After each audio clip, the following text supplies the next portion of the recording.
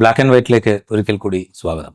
ഇന്ന് CPIMൻ്റെ general secretary MA ബേബിയാണ് നമ്മളുടെ അതിഥിയായി ഉള്ളത്.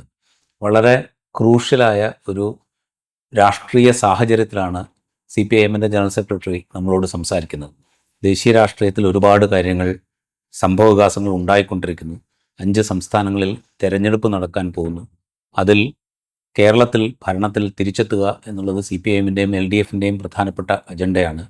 ബംഗാളിൽ CPIMും ലെഫ്റ്റ് ഫ്രണ്ടും തിരികെ എത്തുക എന്നുള്ളതും പ്രധാനപ്പെട്ട അജണ്ടയാണ്. തമിഴ്നാട്ടിൽ ഭരണമുന്നണിയുടെ ഘടകകക്ഷിയാണ്. അങ്ങനെ പ്രധാനപ്പെട്ട ഡെവലപ്മെൻറ്റ്സ് ഉണ്ട്.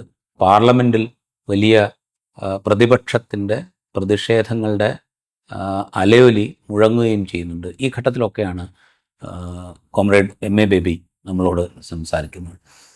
ഈ സംസാരം തുടങ്ങുമ്പോൾ ആദ്യമായിട്ട് ചോദിക്കേണ്ടി വരുന്നത്, ഇന്നലെ G. സുധാകരൻ അദ്ദേഹം പാർട്ടി വിട്ടു, സ്വതന്ത്രനായി മത്സരിക്കുന്നു എന്ന് പ്രഖ്യാപിച്ചതിനെക്കുറിച്ചാണ്. അത് ഞാൻ ചോദിക്കുന്നത് കുറച്ച് വ്യക്തിപരമായ കാര്യമായിട്ട് കൂടിയാണ്. ഒരേ സമയത്ത് വിദ്യാർത്ഥി പ്രസ്ഥാനത്തിലുണ്ടായിരുന്നു. അടിയന്തരാവസ്ഥാ കാലത്ത് രണ്ടുപേരും ഒരേ കാലഘട്ടത്തിൽ വലിയ മർദ്ദനങ്ങൾക്ക് ഇരയായിരുന്നു. G. സുധാകരനെ സംബന്ധിച്ച് MA ബേബി തന്നെ നേരത്തെ പറഞ്ഞിട്ടുണ്ട്, അദ്ദേഹം ഞങ്ങളുടെ സാറായിരുന്നു എന്ന് പറഞ്ഞിട്ടുണ്ട്. അപ്പോൾ വ്യക്തിപരമായൊരു അടുപ്പം അദ്ദേഹവുമായിട്ടുണ്ട്. പാർട്ടി ബന്ധം വളരെ വലുതുമാണ്. ഇപ്പോൾ എങ്ങനെയാണ് അതിനോട് റിയാക്ട് ചെയ്യുക? ഞാൻ വ്യക്തിപരമായാണ് ചോദിക്കുന്നത്. പാർട്ടി ഘടന വിട്ട് വ്യക്തിപരമായി ഈ തീരുമാനത്തോട് എങ്ങനെ MA ബേബി റിയാക്ട് ചെയ്യും? ഞങ്ങൾക്ക് ഇത്തരം കാര്യങ്ങൾ വ്യക്തിപരമായി പ്രതികരിക്കുന്ന ഒരു സമ്പ്രദായം കമ്മ്യൂണിസ്റ്റ് പാർട്ടിയിൽ ഇല്ല. വ്യക്തികളാണ് ഞങ്ങളെല്ലാവരും. അപ്പം എൻ്റെ സുഹൃത്ത് വ്യക്തിപരമായിട്ടുള്ള എൻ്റെ പ്രതികരണം എന്നുള്ള തരത്തിൽ ചോദിക്കുമ്പോൾ ഇന്നലെ ഞാൻ പ്രതികരിച്ചത് വ്യക്തിപരമായിട്ടാണ്. വളരെ നിർഭാഗ്യകരമാണ് അദ്ദേഹം എടുക്കുന്ന ഈ സമീപനം. അതിൽ ഞങ്ങൾ തമ്മിലുള്ള വ്യക്തിബന്ധവും ഒരു ഘടകമാണ്. ദീർഘകാലം സമകാലികരാണെന്ന് പറഞ്ഞുകൂടാ. അദ്ദേഹം എൻ്റെ നേതാവായിരുന്നു. ഞാൻ സ്കൂളിൽ പഠിക്കുമ്പം ഞാൻ പഠിച്ച സ്കൂളിലെ KSF ആണ്. അപ്പോൾ KSFൻ്റെ പ്രവർത്തനവുമായി ബന്ധപ്പെട്ട ഒരു സമരം ഉണ്ടായിരുന്നു. അതിൽ സ്കൂൾ അധികൃതരുമായിട്ട് സംസാരിക്കാൻ വേണ്ടി അദ്ദേഹം വന്നത് ഞാൻ ഓർക്കുന്നുണ്ട്. അപ്പോൾ അന്ന് തുടങ്ങിയ ബന്ധമാണ്. ആ ബന്ധത്തിൻ്റെ ഒരു ഘട്ടമെന്ന് പറയുന്നത് SFയുടെ സംസ്ഥാന പ്രസിഡന്റിൻ്റെ ചുമതലയിൽ നിന്ന് അദ്ദേഹം ഒഴിയുമ്പം ആ ചുമതല ഏറ്റെടുക്കാൻ ഇടയായത് അന്ന് പ്രായത്തിൽ അന്ന് 20 വയസ്സ് എനിക്ക് തികഞ്ഞിട്ടില്ല. ആ പ്രായത്തിൽ ആണ് പ്രസിഡന്റ് ചുമതല എനിക്ക് ഏറ്റെടുക്കേണ്ടത്. അതുകൊണ്ട് ഒരേ പാർട്ടിയിൽ ഒരുമിച്ച് പ്രവർത്തിച്ചു എന്നതുകൊണ്ടുള്ള സ്നേഹബഹുമാനങ്ങൾ അദ്ദേഹത്തോടുണ്ടായിരുന്നതിന് പുറമേ വ്യക്തിപരമായി ഞാൻ പ്രവർത്തന രംഗത്ത് വരുമ്പോൾ എൻ്റെ നേതാവ് എന്ന ഒരു നിലയിലാണ് കണ്ടിരുന്നത്. അങ്ങനെല്ലാമുള്ള ഒരാൾ പാർട്ടിയുമായിട്ടുള്ള ബന്ധം ഉപേക്ഷിച്ച് പോകുമ്പോൾ ഉണ്ടാകുന്ന വിഷമവും ദുഃഖവുമുണ്ട്. പക്ഷെ ഞങ്ങളെല്ലാം പാർട്ടിയിൽ ചേരുമ്പോൾ പാർട്ടി ഭരണഘടനയിലെല്ലാം പറയുന്ന കാര്യങ്ങൾ യാന്ത്രികമായിട്ട് നോക്കുന്നവരല്ല ഞങ്ങൾ. പാർട്ടി ഭരണഘടനയിൽ പറയുന്ന ഒരു കാര്യം, പാർട്ടി അംഗമാകുന്നതോടുകൂടി എൻ്റെ വ്യക്തിപരമായ എല്ലാ കാര്യങ്ങൾക്കും മുകളിൽ പാർട്ടിയുടെ താല്പര്യവും ജനങ്ങളുടെ താല്പര്യവും രണ്ടുമുണ്ട്. പാർട്ടി താല്പര്യവും ജനങ്ങളുടെ താല്പര്യവുമാണ് വരിക. അതുകൊണ്ട് വ്യക്തിപരമായ പരിഗണനയൊന്നും പിന്നീട് ഉണ്ടായിക്കൂടാ. അപ്പോൾ ഏത് വിഷയം വരുമ്പോഴും പാർട്ടിക്ക് ഏതാണ് ശരി, പാർട്ടിക്ക് ഏതാണ് നല്ലത്, അത് വേണം ഞാൻ തീരുമാനിക്കാൻ. അതായിരുന്നു ഇത്രകാലവും സഖാവായിരുന്ന GSൽ നിന്നും പ്രതീക്ഷിച്ചിരുന്നു. അതിന് വിപരീതമായിട്ടൊന്നും ഉണ്ടായിരിക്കുന്നു. സ്വയം അദ്ദേഹം സ്വതന്ത്ര സ്ഥാനാർത്ഥിയായി പ്രഖ്യാപിക്കുകയാണ്. അപ്പോൾ പാർട്ടി പ്രവർത്തനം എന്ന് പറഞ്ഞാൽ ഈ തെരഞ്ഞെടുപ്പ് മത്സരങ്ങളൊന്നുമല്ല. തെരഞ്ഞെടുപ്പ് മത്സരം പാർട്ടി പറഞ്ഞാൽ മത്സരിക്കണമെന്നുള്ളതാണ്. അപ്പോൾ പാർട്ടി പറയാത്തപ്പോൾ തെരഞ്ഞെടുപ്പിൽ മത്സരിക്കാൻ ഒരുപെടുക എന്ന് പറയുമ്പോൾ തൻ്റെ വ്യക്തിപരമായ പരിഗണനകൾക്കും തീരുമാനങ്ങൾക്കും പാർട്ടിയെ പ്രാധാന്യത്തോടുകൂടി പരിഗണിക്കാതെ തീരുമാനത്തിലേക്ക് പോവുക. പാർട്ടിക്ക് പ്രാധാന്യമില്ല, എനിക്കാണ് പ്രാധാന്യം എന്ന് ചിന്തിക്കുക. അതിന് അദ്ദേഹത്തിന് എന്തെല്ലാം പരിഭവങ്ങളോ ന്യായീകരണങ്ങളോ ഉണ്ടെങ്കിലും ആ പരിഭവങ്ങളും വിഷയങ്ങളും എല്ലാം പാർട്ടിക്കുള്ളിലാണ് ചർച്ച ചെയ്യുന്നത്. അതാണ് ഞങ്ങളുടെ സമ്പ്രദായം. പാർട്ടിക്കുള്ളിൽ ചർച്ച ചെയ്ത് തീരുമാനം എടുത്തു കഴിഞ്ഞാൽ ആ തീരുമാനത്തിലാണ് നമ്മൾ ഉറച്ചു വയ്ക്കേണ്ടത്. അതാണ് ഞങ്ങളെല്ലാം അദ്ദേഹം പഠിപ്പിച്ചിട്ടുള്ളത്. ഞങ്ങളെ പഠിപ്പിച്ചിടത്തു നിന്നും അദ്ദേഹം ഇങ്ങനെ വ്യതിചലിച്ചു പോകുന്നു, മാറിപ്പോകുന്നു എന്നുള്ളത് വളരെ ദുഃഖകരമാണ്. പക്ഷേ അത്തരം പ്രയാസത്തെ നേരിടുകയും മറികടക്കുകയും ചെയ്യുക മാത്രമേ പാർട്ടിയുടെ മുമ്പിൽ ഞങ്ങളുടെ കടമയായിട്ടുള്ളൂ. ആ കടമ ഞങ്ങൾ നിർവഹിക്കും. പാർട്ടിയാണ് ഞങ്ങൾക്ക് പ്രധാനം. ഞങ്ങളുടെ വ്യക്തിബന്ധങ്ങൾക്കൊന്നും ഇനി സ്ഥാനമില്ല. ഈ അദ്ദേഹം കുറേ കാര്യങ്ങൾ പറയുന്നുണ്ട്. അദ്ദേഹത്തെ സ്റ്റേറ്റ് കമ്മിറ്റിയിൽ നിന്ന് മാറി അദ്ദേഹം ജില്ലാ ഘടകത്തിൻ്റെ കീഴിലുള്ള ബ്രാഞ്ചിലേക്ക് വന്നതിന് ശേഷം അദ്ദേഹത്തെ ഒരു തരത്തിലും പ്രയോജനപ്പെടുത്താൻ പാർട്ടി ശ്രമിച്ചില്ല എന്നൊരു പരാതി അദ്ദേഹം പറയുന്നുണ്ട്. അതിൽ കുറേയൊക്കെ വാസ്തവം ഉണ്ടെന്ന് തോന്നുന്നു. കാരണം അദ്ദേഹത്തെ പോലെ ഇപ്പോൾ താങ്കൾ തന്നെ പറഞ്ഞു, താങ്കളുടെ നേതാവായിരുന്നു എന്ന് പറഞ്ഞു. അദ്ദേഹം തന്നെ ഇന്നലെ വാർത്താ സമ്മേളനം നടത്തുമ്പോൾ പാർട്ടി ക്ലാസ്സുകൾ എടുത്തതിനെക്കുറിച്ചൊക്കെ സംസാരിക്കുന്നുണ്ട്. അപ്പോൾ അതുപോലൊരു നേതാവിനെ ഉപയോഗപ്പെടുത്താൻ, പ്രയോജനപ്പെടുത്താൻ, പാർട്ടിക്ക് വേണ്ടി പ്രയോജനപ്പെടുത്താൻ ശ്രമിക്കാതിരുന്നതിൻ്റെ കൂടെ ഫലമായിട്ടാണോ ഈ പ്രശ്നങ്ങൾ ഉണ്ടാവുന്നത്? അത് അങ്ങനെ ചെയ്യുന്നതിൽ പാർട്ടി സംവിധാനത്തിന് എന്തെങ്കിലും വീഴ്ച പറ്റി എന്ന് തോന്നുന്നുണ്ടോ? അതിനെക്കുറിച്ച് എനിക്ക് പറയാനുള്ളത്, അങ്ങനെയെല്ലാമുള്ള ഏത് കാര്യവും പാർട്ടി ഘടകത്തിനുള്ളിലാണ് ചർച്ച ചെയ്യേണ്ടത്.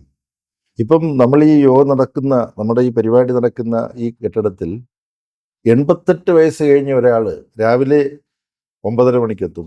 ശ്യാമേന്ദ്രനുള്ള ഏത് കാര്യത്തിലും പാർട്ടി സഹാൾക്ക് ചോദിച്ചാൽ അദ്ദേഹം വിസ്തീർണം കൊടുക്കും. പക്ഷെ ഞങ്ങളിപ്പോൾ സംസ്ഥാന സെക്രട്ടേറിയറ്റ് കൂടുമ്പോൾ അദ്ദേഹം അതിൽ പങ്കെടുക്കുന്നില്ല. സംസ്ഥാന കമ്മിറ്റിയിൽ ക്ഷണിതാവായിട്ട് വരുന്നു. അത് ക്ഷണിതാവായിട്ടാണ് വരുന്നത്. അവിടെ അദ്ദേഹം ചർച്ചയിൽ പങ്കെടുക്കും. അത് PBയിൽ നിന്ന് ഒഴിഞ്ഞയാളെന്നുള്ള തരത്തിലാണ്. സംസ്ഥാന കമ്മിറ്റിയിൽ നിന്ന് ഒഴിഞ്ഞയാളെന്നുള്ള തരത്തിൽ പിന്നെ അദ്ദേഹം ആലപ്പുഴ ജില്ലാ കമ്മിറ്റിയുടെ ഭാഗമായി ഇതുപോലെ പ്രവർത്തിക്കേണ്ടതാണ്. അങ്ങനെ പ്രവർത്തിക്കാനുള്ള എല്ലാ സ്വാതന്ത്ര്യവും അവസരവും ഉണ്ട്. അതിലേതെങ്കിലും അവസരം അദ്ദേഹത്തിന് നൽകിയിട്ടില്ല എന്നുണ്ടെങ്കിൽ അദ്ദേഹത്തിന് വിളിച്ച് സംസാരിക്കാൻ കഴിയാത്തവരായി ഈ പാർട്ടിയിൽ ആരുമില്ല. പോളിറ്റ് ബ്യൂറോ മെമ്പറും മുഖ്യമന്ത്രിയുമായിട്ടുള്ള സഖാ പിണറായിയെ വിളിക്കാം, ഗോവിന്ദൻ മാഷെ വിളിക്കാം, ഇവിടെ മറ്റാരെയും വിളിക്കാം. പിന്നെ ഇപ്പോൾ പാർട്ടിയുടെ അഖിലേന്ത്യാ തലത്തിലുള്ള ചുമതല വഹിക്കുന്ന ഞങ്ങളെപ്പോലുള്ളവരെല്ലാം ഉണ്ട്. വേണമെങ്കിൽ പ്രകാശ് കാരാട്ടിനെ വിളിക്കാം. അദ്ദേഹം ഇതേപോലെ എല്ലാ ദിവസവും കേന്ദ്ര കമ്മിറ്റി ആവശ്യം വരുന്നുണ്ട്. ജനറൽ സെക്രട്ടറി ഒന്നുമല്ല അദ്ദേഹം. അവിടെ വരുന്നു, ഞങ്ങൾ അവൈലബിൾ പോളിറ്റ് ബ്യൂറോ യോഗം കൂടും, അദ്ദേഹം വരില്ല അവിടെ. കാര്യം ഇപ്പം പോളിറ്റ് ബ്യൂറോയിൽ ആരുണ്ടോ അവരാണ്. എന്നാൽ ഇടയ്ക്ക് ചില സമയത്ത് ഞങ്ങൾ അദ്ദേഹത്തോട് പറയും, ഇതാ ഇങ്ങനൊരു വിഷയമുണ്ട്, നമ്മൾ ഇങ്ങനൊരു പ്രമേയമാണ്, പാർട്ടി പ്രസ്താവനയാണ് കൊടുക്കുന്നത്. അദ്ദേഹം കാണും, അപ്പോൾ അദ്ദേഹം അഭിപ്രായം പറയും. ഇങ്ങനൊരു സമ്പ്രദായം ഇന്ത്യയിൽ എല്ലായിടത്തും ഉണ്ട്. അപ്പം അത് എല്ലാ സഖാക്കൾക്കും ബാധകമാണ്. അദ്ദേഹം പറഞ്ഞ വളരെ ഇമോഷണലായിട്ടാണ് അദ്ദേഹം സംസാരിച്ചത്. ഇതിന് തൊട്ട് മുമ്പുള്ള ഒരു അഭിമുഖത്തിൽ 75 കഴിഞ്ഞവരെ അറുത്ത് ഇറച്ചി വെട്ടി വിൽക്കുകയാണോ ചെയ്യേണ്ടത് എന്നൊരു ചോദ്യം അദ്ദേഹം ചോദിക്കുന്നുണ്ട്. 60 വർഷത്തോളം പാർട്ടിയോടൊപ്പം നിന്ന് പാർട്ടിയുടെ കൂടെ നിന്ന് വന്ന ഒരാൾക്ക് അദ്ദേഹം ഉപേക്ഷിക്കപ്പെട്ടു എന്നൊരു തോന്നലുണ്ടാവുന്ന തരത്തിൽ ഈ തലമുറ മാറ്റം അല്ലെങ്കിൽ ഏജിൻ്റെ ലിമിറ്റ് തുടങ്ങിയ ഈ നിബന്ധനകൾ അവരെ ഉപേക്ഷിക്കപ്പെട്ടു എന്ന ഫീലിലേക്ക് എത്തിക്കുന്നുണ്ടോ? അദ്ദേഹം കൂടുതൽ പറഞ്ഞതെല്ലാം ഞാൻ കേട്ടിട്ടുണ്ട്. ഇത് മാത്രമല്ല, അദ്ദേഹം ഒന്നിങ്ങനെ അറുത്ത് മാറ്റി എന്നൊക്കെ പറയുന്നത് വികാരം ഇളക്കി വിടാൻ വേണ്ടി പറയുകയാണ്. 88 വയസ്സായ SRP ഇവിടെ വന്നിരിക്കുന്ന അറുത്ത് മാറ്റിയ ആളാണ്. അദ്ദേഹത്തിൻ്റെ ഭാഷയിൽ അറുത്ത് മാറ്റിയ ആളാണ് ഇവിടെ പാർട്ടി ആവശ്യം വന്നിരിക്കുന്നത്. അങ്ങനെ എല്ലാവരും ഇന്ത്യയിൽ, ഞാൻ ആന്ധ്രാപ്രദേശിൽ പോകാറുണ്ട്. P. മധു പറഞ്ഞ പോലെ 77-78 വയസ്സുണ്ട്. അദ്ദേഹം 2 മുട്ടും ശസ്ത്രക്രിയ നടത്തി മാറ്റി വെച്ച ആളാണ്. സ്റ്റേറ്റ് കമ്മിറ്റി യോഗത്തിൽ ക്ഷണിതാവായിട്ട് അദ്ദേഹം ഇരിക്കുന്നു. അങ്ങനെ ഓരോടത്തും തിരും. പിന്നെ അദ്ദേഹം പറഞ്ഞത് എല്ലാ നേതാക്കന്മാരും മരിക്കുന്നവരെ നേതൃത്വത്തിരിക്കുകയല്ലേ ചെയ്തത്. അല്ല, ഫിഡൽ കാസ്ട്രോയുടെ പേര് അദ്ദേഹം പറഞ്ഞു. ഫിഡൽ കാസ്ട്രോ എല്ലാ ചുമതലകളും ഒഴിഞ്ഞ് വെറും പാർട്ടി അംഗം, വിദേശത്ത് നിന്ന് വരുന്നവരെ കാണാൻ പോലും തയ്യാറായിട്ടില്ല അദ്ദേഹം. കാര്യം അറ്റൻഷൻ ഇപ്പോൾ ഉള്ള നേതാക്കന്മാരിൽ നിന്നും അദ്ദേഹത്തിലേക്ക് അറ്റൻഷൻ മാറും. അവസാനം പിന്നെ നമ്മുടെ ഹമീദ് അൻസാരി ഭാര്യാസമേതം കണ്ടു. അത് വളരെ വലിയ ശ്രമം എംബസി നടത്തിയിട്ട് വളരെ വലിയ വ്യക്തിപരമായി വലിയ താല്പര്യമുണ്ടെന്നെല്ലാം പറഞ്ഞിട്ട് അതിൻ്റെ കോൺവെർസേഷൻ. അപ്പം എല്ലാവരും നേതൃത്വത്തിൽ തുടങ്ങി. പിന്നെ ലെനിൻ 54 വയസ്സ് തികയുന്നതിന് മുമ്പ് മരിച്ചുപോയി, ജീവിതാവസാനം വരെ എന്ന് പറഞ്ഞു കഴിഞ്ഞാൽ. അപ്പോൾ അദ്ദേഹത്തിന് ഒരുപാട് പാണ്ഡിത്യമുണ്ട്. പക്ഷേ തന്നെ ഏതാണ്ട് പൂർണ്ണമായി ഒഴിവാക്കി എന്ന തരത്തിൽ വാദിക്കുന്നതിനിടയ്ക്ക് അദ്ദേഹം പറഞ്ഞ പല കാര്യങ്ങളിലും വസ്തുതാപരമായിട്ട് ശരിയല്ലാത്തതുകൊണ്ട് ചൈനീസ് കമ്മ്യൂണിസ്റ്റ് പാർട്ടി 65 വയസ്സ് കഴിഞ്ഞ ഒരാളെ ഒരു പ്രധാനപ്പെട്ട ഉത്തരവാദിത്വത്തിലേക്കും പിന്നെ അംഗീകരിക്കുന്നില്ല. ഷീ ജിൻപിങ്ങിന് എക്സംഷൻ കൊടുത്തിട്ടുണ്ട്. അത് പ്രത്യേകം പാർട്ടി കോൺഗ്രസ് തീരുമാനിച്ചിട്ടാണ്. 2 ടേം കഴിഞ്ഞാൽ കേന്ദ്ര പ്രധാന ഉത്തരവാദിത്വം ഇപ്പം ചൈനയിലില്ല. 5 വർഷത്തെ 2 ടേം. അപ്പം എനിക്ക് അവർ ചില പരിചയമുണ്ട്. ഹു ജിന്താവോ എന്ന് പറഞ്ഞിട്ടൊരു നേതാവ്, യുവജന സംഘടന നേതാവായിരുന്നു. അദ്ദേഹം പാർട്ടി ഫസ്റ്റ് സെക്രട്ടറിയായി, പിന്നെ പ്രസിഡൻ്റായി. അപ്പോൾ വരുന്നവരുടെ ഞങ്ങൾ ഒരുമിച്ചുള്ളൊരു ഫോട്ടോ ഉണ്ട്. അതായത് രമേശ് ചെന്നിത്തലയോ ഞങ്ങൾ യുവജന സംഘടനാ നേതാക്കന്മാരായിട്ട് പോയപ്പോഴാണ്. അപ്പോൾ അതിനകത്ത് അന്നത്തെ പാർട്ടി ജനറൽ സെക്രട്ടറി ഹൂയാവുബാണ് അദ്ദേഹം ചുമതല വഹിക്കുന്നതിനിടയിൽ സ്ഥാനത്ത് നിന്ന് ഒഴിഞ്ഞു. അപ്പോൾ സ്ഥാനത്ത് നിന്നും പ്രായപരിധിയുടെ അടിസ്ഥാനത്തിൽ ചുമതലയിൽ നിന്ന് ഒഴിയുക എന്ന് പറയുന്നത് ഇന്ന് ലോകത്തെ പല കമ്മ്യൂണിസ്റ്റ് പാർട്ടികളും നടപ്പാക്കിക്കൊണ്ടിരിക്കുന്ന ഒരു കാര്യമാണ്. ആദ്യം നടപ്പാക്കിയ CPIM അല്ല. എന്നിട്ട് സഖാവ് EMSഉം സഖാവ് സുർജിത്തും ജ്യോതിബാസും ഒക്കെ ജീവിച്ചിരിക്കുമ്പോഴാണ് ഇത് കുറച്ച് കൊണ്ടുവന്നത്. ആദ്യം കാര്യം പഴയ നേതാക്കന്മാർ പിന്നെ EMS മരിക്കുന്നത് 89ാമത്തെ വയസ്സിലാണ്. അപ്പോൾ ആദ്യം തീരുമാനിച്ചത് 80 വയസ്സ് കഴിഞ്ഞവർ പ്രധാനപ്പെട്ട ചുമതലകളിലൊന്നും വരണ്ട. കാരണം സുർജിത്തെല്ലാം വളരെ സജീവമായിട്ട് നിൽക്കുകയാണ് ആ സമയത്ത്. അപ്പോൾ ഇത് സംബന്ധിച്ച് പിന്നെ വളരെ വൈകാരികമായി പിന്നെ എൻ്റെ ആദരണീയ നേതാവായി, എൻ്റെ കൂടി ആദരണീയനായ നേതാവായിരുന്ന അദ്ദേഹം പറഞ്ഞിട്ടുള്ളത് വസ്തുതാപരമായി ശരിയല്ല. പലരും അദ്ദേഹമായിട്ടൊരു അനുരഞ്ജനത്തിന് ഇനി എന്തെങ്കിലും സാധ്യതയുണ്ടോ? കാരണം വെച്ചാൽ ഞാൻ ചോദിക്കുന്നത് 61 വർഷക്കാലം പാർട്ടിയോടൊപ്പം പ്രവർത്തിച്ച CPIMന്റെ ദീർഘകാലം CPIMന്റെ സംസ്ഥാന കമ്മിറ്റി മെമ്പറായിരുന്ന പാർട്ടിയുടെ ഒരു അസറ്റ് എന്ന് വേണമെങ്കിൽ പറയാവുന്ന വ്യക്തിത്വമാണ് അദ്ദേഹം ഇപ്പോഴും. അദ്ദേഹം ഇന്നലെയും പറഞ്ഞത് ഞാൻ മെമ്പർഷിപ്പ് ഉപേക്ഷിച്ചു എന്നുള്ളതേ ഉള്ളൂ, ഞാൻ പാർട്ടിക്കെതിരെ സംസാരിക്കില്ല എന്ന് അദ്ദേഹം പറയുന്നുണ്ട്. പാർട്ടിയുടെ എല്ലാ പ്രമേയങ്ങളും ഞാൻ അംഗീകരിക്കുന്നുണ്ട് എന്ന് പറയുന്നുണ്ട്, എല്ലാ ടാക്ടിക്സും അംഗീകരിക്കുന്നുണ്ട് എന്ന് പറയുന്നുണ്ട്, എല്ലാ പാർട്ടി കോൺഗ്രസ് പ്രമേയങ്ങളെയും പിന്തുണയ്ക്കുന്നുണ്ട് എന്ന് പറയുന്നത്. അപ്പോൾ ദാറ്റ് മീൻസ് അദ്ദേഹം ഉള്ളിൻ്റെ ഉള്ളിൽ ഇപ്പോഴും ഈ പാർട്ടിയോടും അതിൻ്റെ ആദർശങ്ങളോടും ആഭിമുഖ്യമുള്ള ഒരാളാണ് എന്ന് അദ്ദേഹം പറയുന്നുണ്ട്. അദ്ദേഹത്തോട് ഇനിയും സംസാരിക്കാനുള്ളൊരു സാധ്യത? അദ്ദേഹം ഒന്നാമത് പാർട്ടി അംഗത്വം എന്ന് പറയുന്നത് ഞങ്ങൾക്കൊന്നും ഉപേക്ഷിക്കുന്നതിനെ കുറിച്ച് ചിന്തിക്കാനേ കഴിയില്ല. ഇപ്പോൾ ഒരു ഘട്ടത്തിൽ പാർട്ടിക്കുള്ളിൽ ചില നടപടികളും കാര്യങ്ങളും എല്ലാം ഉണ്ടായൊരു ഘട്ടത്തിൽ ഇതുപോലൊരു അഭിമുഖത്തിൽ എന്നോട് ഒരാൾ ചോദിച്ചു, ഞാൻ തുറന്നു പറയാം, ഗൗരിയമ്മയുടെയൊക്കെ പേരിൽ നടപടി എടുത്തൊരു ഘട്ടത്തിലാണ്. ഒരാൾ നിങ്ങളുമൊക്കെ ഇതുപോലെ നടപടിക്ക് വിധേയനാകാൻ പോവുകയാണ്, നിങ്ങൾ എന്ത് ചെയ്യും? ഞാൻ എന്ത് ചെയ്യുമെന്നുള്ളതിനെക്കുറിച്ച് എനിക്ക് സംശയിക്കേണ്ട ഒരു കാര്യവുമില്ല. ഞാൻ പാർട്ടിയുടെ വാതിൽക്കൽ ഇങ്ങനെ നിൽക്കും. എപ്പോഴാണ് എനിക്ക് തിരിച്ച് പാർട്ടിയിലേക്ക് കടന്നു ചെല്ലാൻ പറ്റുന്നത് അപ്പം ഞാൻ പാർട്ടിയിലേക്ക് കടന്നു ചെല്ലും. അതല്ലാതെ പെട്ടെന്നും എനിക്ക് ആലോചിക്കാൻ കഴിയില്ല. അപ്പം ഞാൻ പാർട്ടി മെമ്പർഷിപ്പ് പുതുക്കുന്നില്ല എന്ന് പറഞ്ഞാൽ പാർട്ടി മെമ്പർഷിപ്പ് ഉപേക്ഷിച്ചു എന്നാണ് അർത്ഥം. എങ്ങനെയാണ് ഒരാൾക്ക് ഈ പാർട്ടിയിൽ വന്നിട്ട് അദ്ദേഹത്തെ പോലെ വായിക്കുകയും പഠിക്കുകയും ഈ പാർട്ടിയുടെ ചരിത്രം അറിയുകയും? അദ്ദേഹത്തിന് അനുജനും ഈ പ്രസ്ഥാനത്തിലാണ്. ആ അനുജൻ വധിക്കപ്പെട്ടു ദാരുണമായി. എനിക്ക് ഓർമ്മയുണ്ട്, ഞാനപ്പോൾ അവിടെ ഓടിയെത്തി. തലയടിച്ച് തല മുഴുവൻ ഇങ്ങനെ പ്ലാസ്റ്ററുള്ള ഒരു പൊതിഞ്ഞ ഭുവനേശ്വരനെയാണ് കണ്ടത്. അതിനു മുമ്പ് തന്നെ എനിക്ക് ഭുവനേശ്വരനെ അറിയാം. വലിയ പ്രതിഭാശാലിയായ ഒരു അനുജനാണ് അദ്ദേഹത്തിനുണ്ടായിരുന്നത്. അപ്പോൾ എന്തെല്ലാം വേദനകളിലൂടെയും പരീക്ഷണങ്ങളിലൂടെയാണ് അദ്ദേഹം കടന്നുപോയത്. അപ്പോഴെല്ലാം പാർട്ടിയാണല്ലോ, പാർട്ടിയുടെ ഭാഗമായിട്ടാണല്ലോ അദ്ദേഹം നിന്നത്. പിന്നെ G. സുധാകരൻ എന്ന കേരളത്തിന് പുറത്തും അറിയുന്ന ഈ നേതാവ്, ആ നേതാവ് പാർട്ടിക്ക് ഒരുപാട് സംഭാവന നൽകിയിട്ടുണ്ട്. പക്ഷെ ആ നേതാവ് രൂപപ്പെട്ടത് പാർട്ടിയുടെ ഭാഗമായിട്ടാണ്, പാർട്ടിയിലൂടെയാണ്. അതെല്ലാം ഒരു നിമിഷത്തിൽ അദ്ദേഹം മറന്ന് മെമ്പർഷിപ്പ് വേണ്ട എന്ന് വെക്കാൻ പറ്റും. ഇപ്പോൾ പാർട്ടി സ്ഥാനാർത്ഥി ഉള്ള സ്ഥലത്ത് അദ്ദേഹം സ്വതന്ത്രനായിട്ട് പ്രഖ്യാപിക്കുകയാണ്. അങ്ങനെ പ്രഖ്യാപിക്കുന്നതിന് മുമ്പ് അദ്ദേഹം ആരുമായിട്ടെങ്കിലും കൂടിയാലോചന നടത്തിയിട്ടുണ്ടോ ഇല്ലയോ എന്നൊക്കെയുള്ള കാര്യങ്ങൾ നിങ്ങൾക്ക് കണ്ടുപിടിക്കാവുന്നതാണ്. അതിനെക്കുറിച്ച് പലതും കേൾക്കുന്നുണ്ട്. അങ്ങനെ കേൾക്കുന്നതെല്ലാം വിശ്വസിക്കുന്ന ഒരാളല്ല ഞാൻ. പക്ഷെ ഇങ്ങനെ CPIMനെയും ഇടതുപക്ഷത്തെയും സംബന്ധിച്ചിടത്തോളം ഇന്ത്യയിൽ വളരെ വലിയ, താങ്കൾ ആമുഖമായി സംസാരിച്ചപ്പോൾ സൂചിപ്പിച്ചതുപോലെ 10 വർഷം CPIM നയിക്കുന്ന ഇടതുപക്ഷ ജനാധിപത്യ മുന്നണി ഗവൺമെൻറ് ഇവിടെ സംസ്ഥാന ഭരണത്തിലായിരുന്നു. ഇനിയും ഒരു 5 വർഷം കൂടി ഈ ഗവൺമെൻറ് വരാനുള്ള സാധ്യതകളുണ്ട്.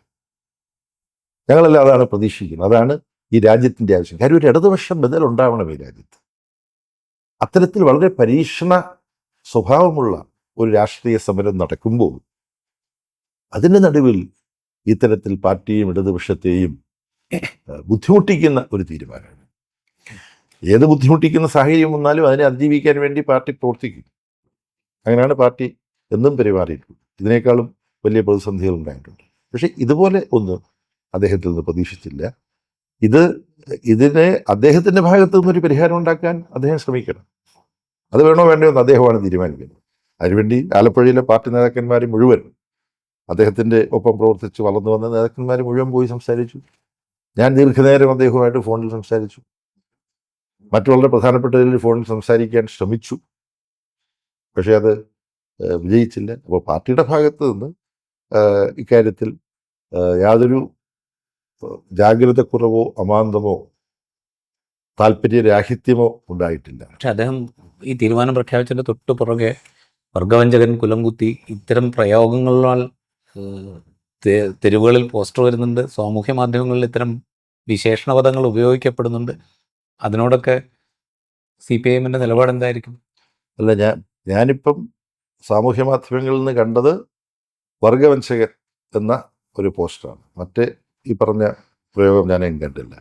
അത് ആ പ്രദേശത്തെ ആലപ്പുഴയിലെ സഖാക്കൾ എന്ന് പറഞ്ഞാൽ വളരെ രാഷ്ട്രീയ വീര്യവും വികാരവും ഒക്കെയുള്ള പുന്നപ്ര വയലാറിൻ്റെ പാരമ്പര്യമുള്ളവരാണ്.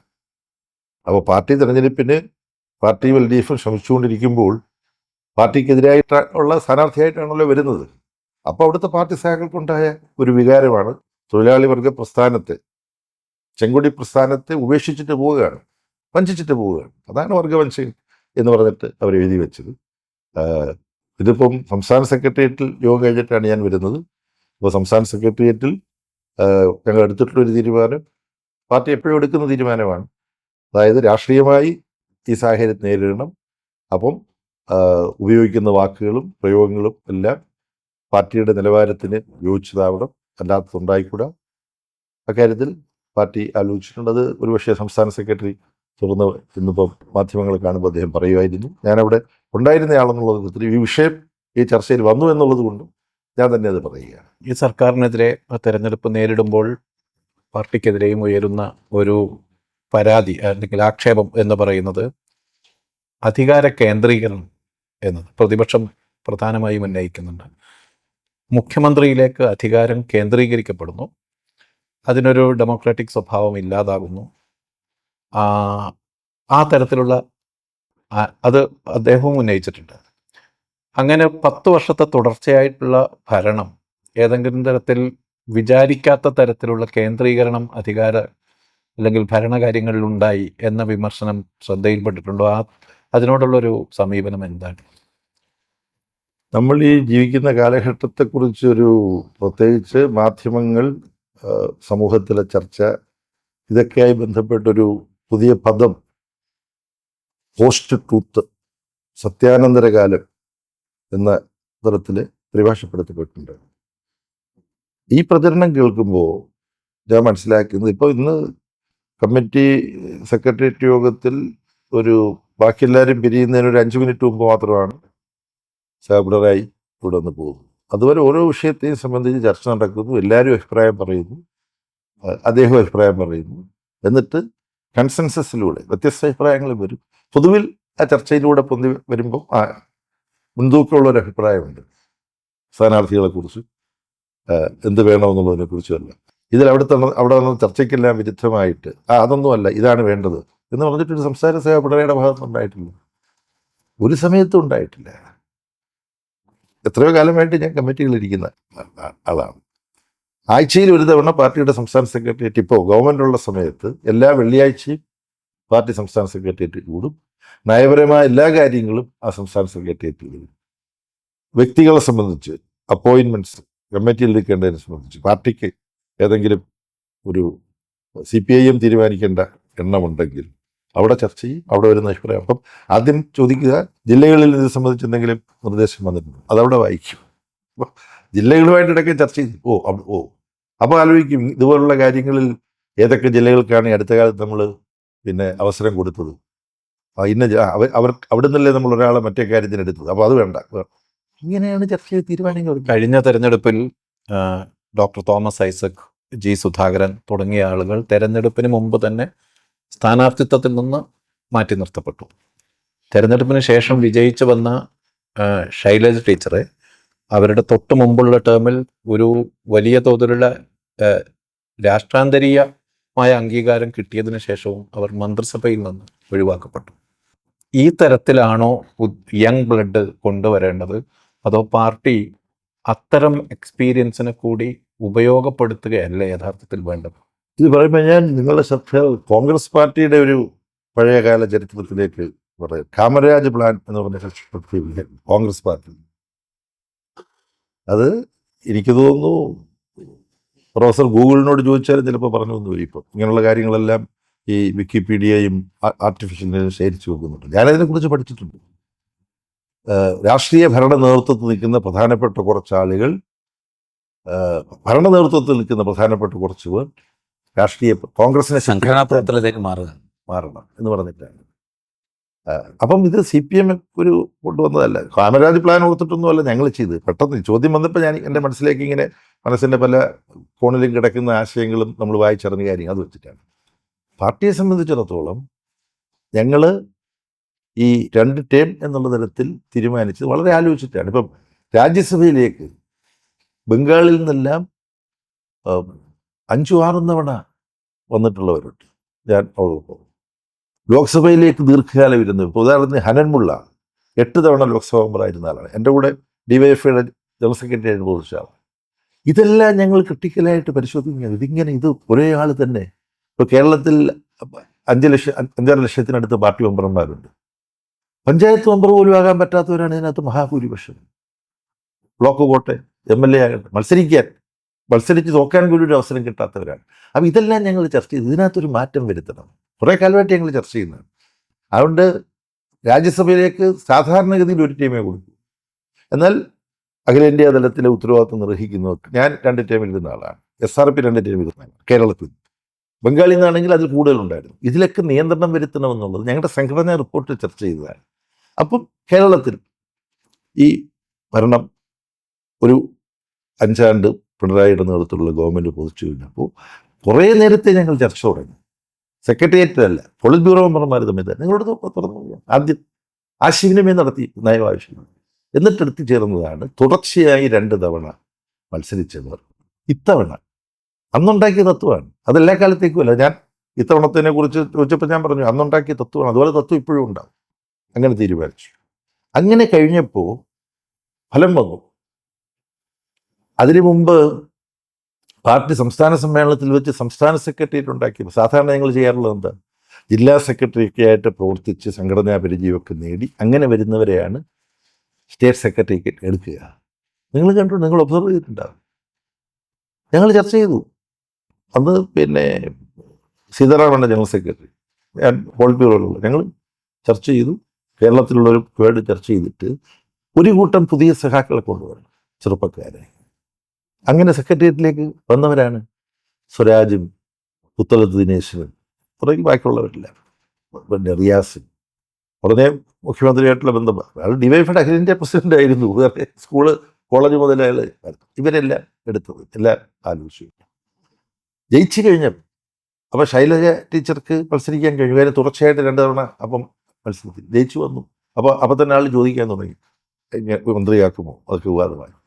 അപ്പോൾ ഞങ്ങൾ കൂടി ആലോചിച്ചിട്ട് 2 അഭിപ്രായങ്ങൾ വന്നു. ഈ ചിലരെ എടുക്കണം. അങ്ങനെ വരുമ്പോൾ അതിനകത്ത് ഞാൻ തുറന്നു പറയാം, ചില തീരുമാനങ്ങൾ എടുക്കുമ്പം ചില പൊതുതത്വങ്ങൾ വെച്ചില്ലെങ്കിൽ ചോദ്യം വരും. ഇപ്പം അന്ന് വന്ന കൂട്ടത്തിൽ ജയിച്ചു വന്നിട്ട് മന്ത്രിപദത്തിൽ നിന്ന് മാറ്റി നിർത്തപ്പെട്ടത് ശൈലജ ടീച്ചർ മാത്രമല്ല, MM മണി ഉണ്ടായിരുന്നു, TP രാമകൃഷ്ണൻ ഉണ്ടായിരുന്നു. അതാണ്. അപ്പോൾ നമ്മൾ ആലോചിച്ചു, ആ ഒരാളെ എടുത്തിട്ട് മറ്റൊരാളെ എടുത്തില്ലെങ്കിൽ ചോദ്യം വരും, ഞാനും മോശമായിട്ടല്ലല്ലോ പ്രവർത്തിച്ചു, എന്നെ ഇതിന് മാറ്റി. ഇവിടെ ചില കൂടുതൽ പ്രധാനപ്പെട്ട ചില ലക്ഷ്യങ്ങൾക്ക് വേണ്ടി അഫർമേറ്റീവ് ആക്ഷൻ എന്നൊന്നുണ്ടല്ലോ. കേരളത്തിൻ്റെ ചരിത്രത്തിൽ ഗൗരിയമ്മ ഒഴികെ മറ്റൊരു വനിതയ്ക്ക്, ഒരു വനിതാ മന്ത്രിക്ക് 2ാം ടേം കിട്ടിയിട്ടില്ല. 9 പേരാണ് കേരളത്തിൻ്റെ ചരിത്രത്തിൽ മന്ത്രിസ്ഥാനത്തേക്ക് ആകെ എത്തിയിട്ടുള്ളത്. അവരിൽ ഏറ്റവും പ്രധാനപ്പെട്ട ഒരു നിരയിലേക്ക് എത്തിയ ഒരാളായിരുന്നു ശൈല ടീച്ചർ. അവരെ ആ ഒരു തുടർച്ച അനുവദിക്കുന്നതല്ലേ യഥാർത്ഥത്തിൽ കൂടുതൽ നീതിപൂർവമാകുക രാഷ്ട്രീയമായി എന്ന്. അതുമായി ബന്ധപ്പെട്ട് ഞാൻ മറുപടി പറഞ്ഞു കഴിഞ്ഞു. പാർട്ടിക്ക് ഇത്തരം ഒരു കാര്യം തീരുമാനമെടുക്കുമ്പോൾ ഈ ഒരു വിഷമതയുണ്ട്. ഒരാൾക്ക് എക്സംഷൻ കൊടുക്കുമ്പോൾ മറ്റൊരാൾക്ക് ചിലർക്ക് എക്സംഷൻ കൊടുക്കേണ്ടി വരും. അതിന് രാഷ്ട്രീയ സംഘടനാപരമായിട്ടുള്ള, ഇപ്പോൾ പിണറായിക്ക് കൊടുത്തതെന്ന് പറഞ്ഞാൽ ഗവൺമെൻറ് നയിക്കുന്ന ജോലിയാണ്. ഇവിടെ ഞാൻ പറയാം, ഈ പറഞ്ഞ ഗൗരിയമ്മ, ആ ഗൗരിയമ്മ പാർട്ടിയുടെ സ്റ്റേറ്റ് സെക്രട്ടേറിയറ്റ് വരെ എത്തിയിട്ടുള്ളൂ, കേന്ദ്ര കമ്മിറ്റിയിൽ എത്തിയിട്ടില്ല. ശൈലജ ടീച്ചർ കേന്ദ്ര കമ്മിറ്റിയിൽ എത്തി. ഗൗരിയമ്മയായിട്ട് താരം കൊടുക്കുമ്പോൾ എത്രയോ ചെറുപ്രായത്തിൽ. നിങ്ങളോട് ഞാൻ തുറന്നു പറയാം, ഗൗരിയമ്മ എന്തുകൊണ്ട് നമുക്ക് കേന്ദ്ര കമ്മിറ്റി എടുക്കാൻ പറ്റുന്നില്ല എന്നുള്ളതിനെക്കുറിച്ച് പാർട്ടി സഖാക്കളുടെ അടുത്ത് ചർച്ച നടത്തി, പരാതി സ്വഭാവത്തിൽ ചർച്ച നടത്തിയിട്ടുള്ള ഒരാളാണ് ഞാൻ. അന്ന് കേന്ദ്ര കമ്മിറ്റിയിലേക്ക് എടുക്കുന്നതിന് അന്നത്തെ നിബന്ധനകൾ വെച്ച് കഴിഞ്ഞിരുന്നില്ല. പിന്നെ വന്നത് സുശീല ഗോപാലാണ്, കനക് മുഖർജി, അങ്ങനെ ചിലർ വന്നിട്ടുണ്ട്. അപ്പം എനിക്കാലോചിക്കുമ്പം ഗൗരിയമ്മയെ കേന്ദ്ര കമ്മിറ്റി എടുക്കാൻ പറ്റില്ലല്ലോ എന്നുള്ളതിൻ്റെ ആ കുറ്റബോധം, ഞാനല്ല അതിനകത്ത് ഉത്തരവാദി. അപ്പം ഇങ്ങനെയുള്ള പല കാര്യങ്ങളും പാർട്ടിയിലുണ്ടാവും, നടക്കേണ്ടിയിരുന്ന കാര്യങ്ങൾ. അതിനകത്തുള്ള ഒരു പ്രധാനപ്പെട്ട അടിസ്ഥാന വിഷയമെന്ന് പറഞ്ഞാൽ, ഈ ഇന്ത്യയെ പോലുള്ള രാജ്യങ്ങൾ ലോകം തന്നെ പുരുഷാധിപത്യപരമാണ്. അമേരിക്കയിലൊരു വനിതാ പ്രസിഡന്റ് ഇതുവരെ ഉണ്ടായിട്ടില്ല. എന്ന് മാത്രമല്ല, ജനാധിപത്യത്തെക്കുറിച്ച് എബ്രഹാം ലിങ്കൻ്റെ വളരെ പ്രസിദ്ധമായ നിർവചനമുണ്ട്, of the people, by the people, for the people എന്ന് പറഞ്ഞല്ലോ. അന്ന് ആ നിർവചനം എബ്രഹാം ലിങ്കൺ പറയുമ്പോൾ അമേരിക്കയിൽ സ്ത്രീകൾക്ക് വോട്ടവകാശമില്ല. പീപ്പിൾ എന്ന് പറഞ്ഞാൽ മെൻ എന്നാണ് പറയുന്നത്. റഷ്യൻ വിപ്ലവത്തിന് ശേഷം, അതാണ് വിപ്ലവ പ്രസ്ഥാനത്തിനും ചെങ്കുടിക്കും സ്ത്രീ സ്വാതന്ത്ര്യത്തിലും സ്ത്രീ തുല്യതയിലും വലിയൊരു പങ്കുണ്ട് ചരിത്രപരമായി.